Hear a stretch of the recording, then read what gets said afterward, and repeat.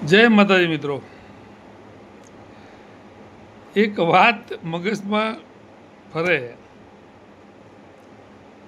કે આપણા વ્યાસપીઠ ઉપરથી વારંવાર બે શબ્દો બોલાય છે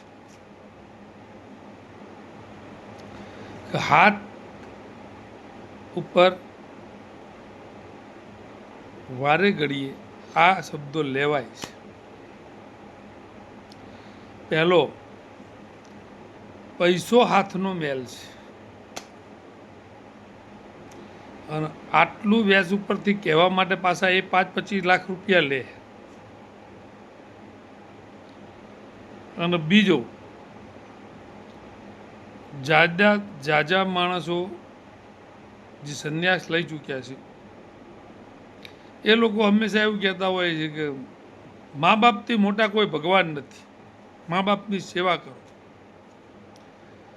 તો ભાઈ, તમે મા બાપને છોડીને તો સંન્યાસ લીધો છે. મા બાપથી મોટા જો કોઈ ભગવાન ના હોત તો તમારે એમને છોડીને ભક્તિ કરવાની જરૂર ક્યાં હતી? એમની સેવા કરતાં કરતાં જ ભક્તિ કરવી હતી. પણ આ સૌથી વધુ એવા લોકો દ્વારા આપણને સમજાવવામાં આવે છે કે જેના જીવનમાં જ આનું આચરણ નથી. એટલે પહેલાં ગોળ ખાતા હોય તો બંધ કરો અને પછી કોઈને સલાહ આપો કે ગોળ ના ખવાય.